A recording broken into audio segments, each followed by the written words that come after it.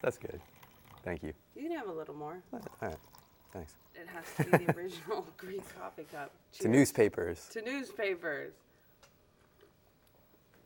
David Brand, managing editor of the Queen's Daily Eagle, a print newspaper that began in 2018. June 25th, 2018. And that was a big moment because the next day is when another big event in Queens happened. Alexandria Ocasio-Cortez beat Joe Crowley. Launched the paper right around a really important time in Queens and Queens politics. So it was a nice... Did you guys come out with your first issue the day before she won? Yeah. Was that planned? No, it was just the way it worked out when we were scheduling, when we'd release our first issue. Happened to we pushed a couple days back. I think we wanted to start a little earlier in June. But yeah, ended up doing the June 25th. And what was funny about it was we did a lot of coverage of the Queen's DA race throughout the year. And the 1-year anniversary of our paper was also the primary for the Queen's DA's race. So that was like a pretty tight moment there between Tiffany Caban and Melinda Katz. yeah. In the end, how many votes did it come down to? 55. 55. Yeah. And so it was very cool bit of synchronicity that the one race in New York City of consequence at that time was in Queens and captured citywide attention, national attention, and we were able to cover it throughout the process. So I think we were founded and launched at an appropriate time. I think so, because it's right when Queens is like at this pivotal moment where almost the entire country's looking at it for immigration stuff, census stuff. The Queens DA race is almost representative of the old guard and the new guard, the old Democrats and the new progressives. The Queens DA, who had been in there forever, he ran it for since 1991? Yep. 28 years. Richard Brown. Richard Brown, 20 years he runs it. Kind of on a more hard on criminals sort of Yeah, more line. tough on crime perspective. Tough on crime, right. I think when he and his administration took over, and for the first several years they were relatively progressive, and then attitudes changed, criminal justice perspective changed, and they didn't really change. Well, at some point, Joe Crowley was like a young reformer, and like he was like a new young Democrat, and then he had become old guard machine politics, this representation of where progressives were moving away from. Yeah. He had become this symbol. And Alexandria Ocasio-Cortez, I remember when the next race happened, where Jessica Ramos was running, and it was all the IDC folks, everyone who I went to interview in like the Bronx and Queens had actually met her. Like she went knocking on every single door to get those votes, Yeah. which was kind of an old way of doing things, a very like old neighborhood way of doing things. Yeah. Taking it to the streets. But to launch like a print paper at this pivotal time in Queens is kind of bold. What was the thinking behind that? Well, the Brooklyn Daily Eagle has been around for many, many years. The original Brooklyn Eagle was around since the 1840s. And I guess for a long time, the publisher had been thinking of starting a Queens offshoot, a Queens version. And so I happened to be in the right place at the right time. He partnered with another Queens publisher. They contacted me to see if I'd be interested in being a part of this project that at first was kind of ambiguous. It wasn't clear that it was going to be a print daily, and gradually it started to take shape, and we determined that's what it was going to look like. And yeah, it was very hard for the first, it's still pretty hard, but for the first several months, I had worked on a print paper in college, but I wasn't I had nothing to do with the layout and stuff. So figuring that out and learning as we went along. Why did they tap you? Why do you think they tapped you? I had met one of the publishers previously, and I think he liked some of the work I had done. But until that point, I was a freelancer. I was a social worker, so I definitely wasn't the most qualified. But I was in the right place and worked hard, and learned a lot about running a print newspaper. It's amazing. And I think it's not a dying art, but something that fewer and fewer publications are doing. But it's pretty cool to see every day the fruit of our work in print. And what's the favorite, where's the favorite Where's the Queens man? Queens Man and Peach. I think it's one of these in the bottom. So we had cool stories about disparities on every Queens community board, and that was a really intense project. Subway stations becoming wheelchair accessible. And then we did a small story on page 16, Queens Man and Peach, and this really blew up for us. And Rachel Maddow showcased it, and it went viral on Twitter and on Facebook. So I that's like pretty that cool. you bumped him to page 16. Yeah, page 16. It's kind of perfect. But we can add it to the collection. One of the photographers that have been working with Racket Media, Daniel McKnight, he went out and got all the newspapers the day that Trump is impeached. And yeah, now we'll add it to the collection. So A collector's item now. a collector's item. So the big issues in Queens, we've got homelessness. Can you kind of like walk some of the people through what's happening in Queens right now around that issue? Sure.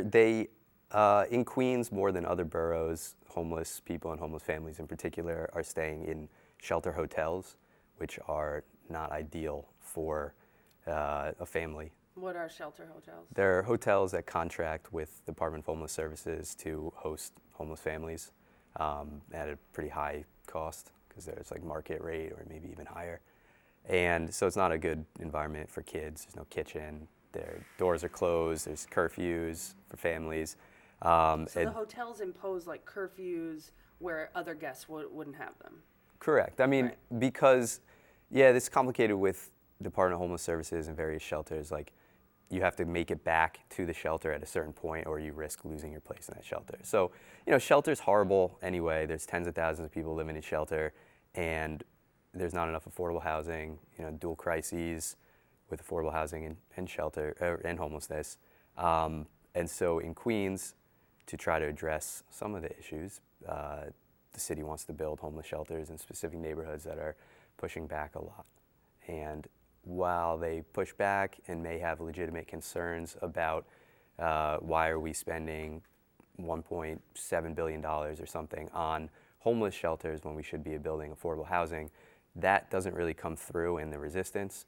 It seems to just be straight up, we don't want your kind in our neighborhood, without really many solutions to, instead of this, we can provide affordable housing or supportive housing for people experiencing homelessness. And some of these like town hall meetings have become like incredibly contentious. I don't know if Yeah, you've had and any. Yeah, I was at one in Middle Village at Christ the King High School that people Right, were and saying somebody like were, the like, most like shoving each foul.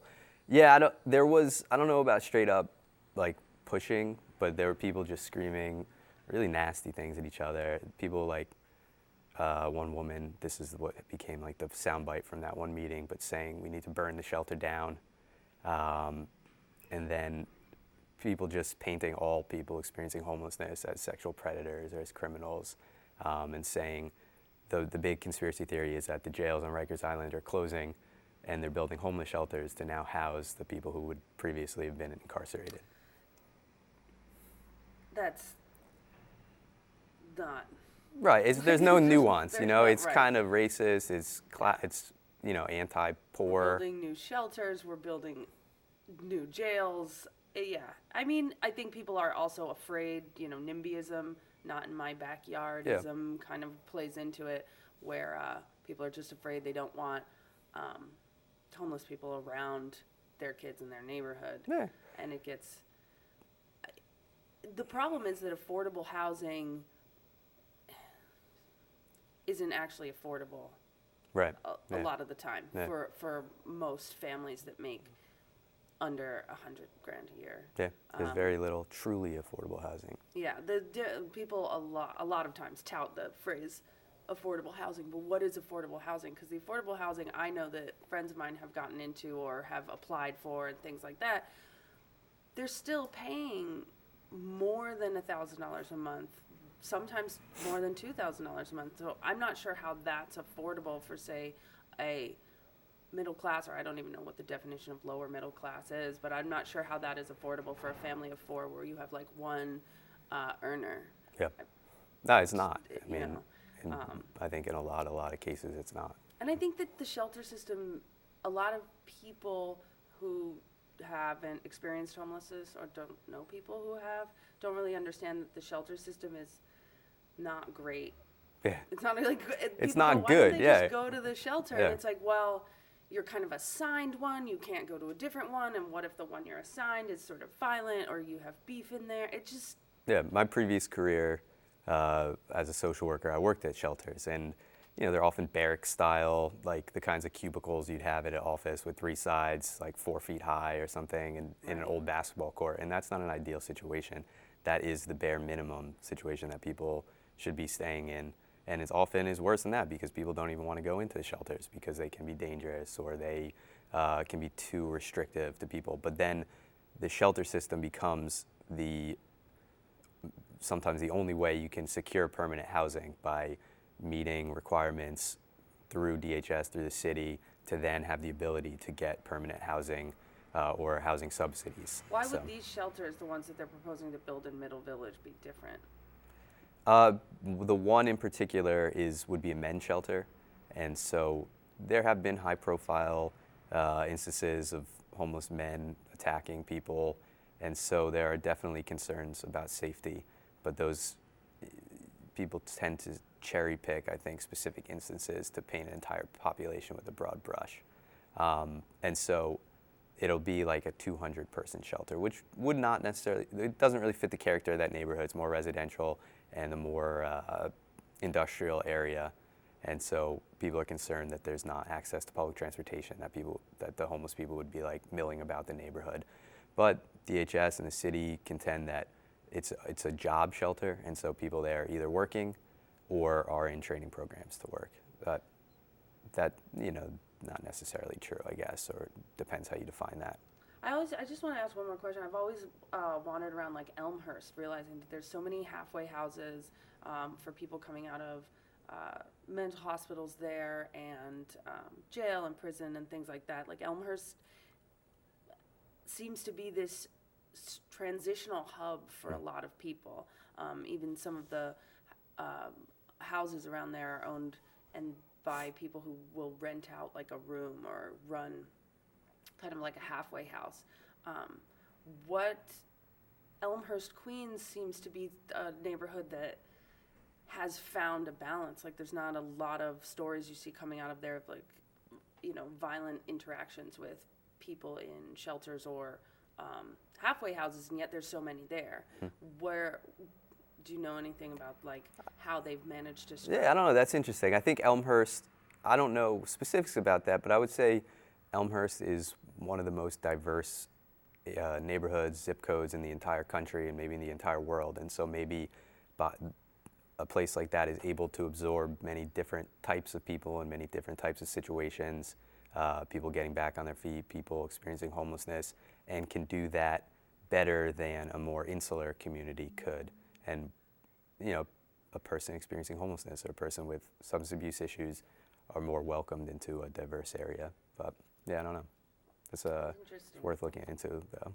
Is there anything we should be looking out in Queens for issues to be following? Something I'm going to be following a lot is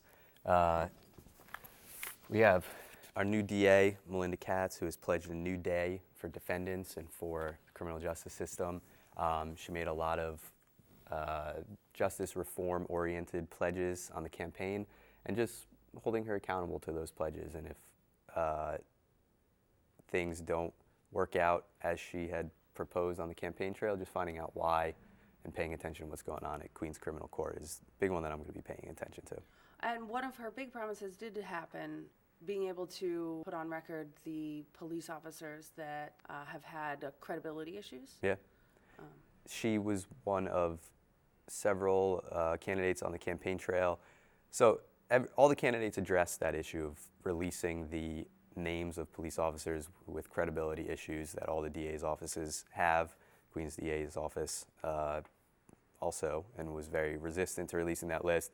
A couple days before the new year, they released, I guess a month before the new year, and then a couple days before the new year, they released 2 lists, one of police officers who have been found in court to have credibility issues by judges who said that they were lying or they were dishonest. And then a few days later, they released the list of police officers who are named in civil suits, which that's public information. You can find that pretty easily. They have another list that they're not releasing because they are saying that 50A law protections, which shield police officers' disciplinary records from public review, prevents them from releasing it. On the campaign trail, she kind of hedged a bit, saying that would totally hold cops accountable for test-lying, but that she wouldn't release the list. On the Brian Lehrer show recently, she said she would release the full list of officers in the database kept by the DA. So we'll see. There's things, she's pledged to end cash bail. That didn't happen. I went to the first day of arraignments under her new administration. They asked for $50,000 cash bail on the first defendant. She's brand new. She's instituting new policies. So she now says moving forward, they're going to work toward ending cash bail as the city and state offer different programs and supervised release. See, I'm just seeing more and more like hyperbolic headlines all over the place going like, if there was bail, this is the kind of person that if there was bail, this murderer wouldn't have been released, or this supposed murderer. Yeah. And you're going, well, they would have if they had money. If they could pay for it, right. yeah. But Yeah. anyway, thanks for coming by. I don't want to keep you too long. The Queens Daily Eagle, several very cool issues are going to be in print at Racket Media Newsstand, 321 Canal. Come by and see us. And it's permanent. Once it's in print, it's permanent. So that's... Permanent ink on the permanent record. We got it. Oh, this is my birthday. Oh, nice. Keep it. Nice. What day's your birthday? December 27th. Oh, cool.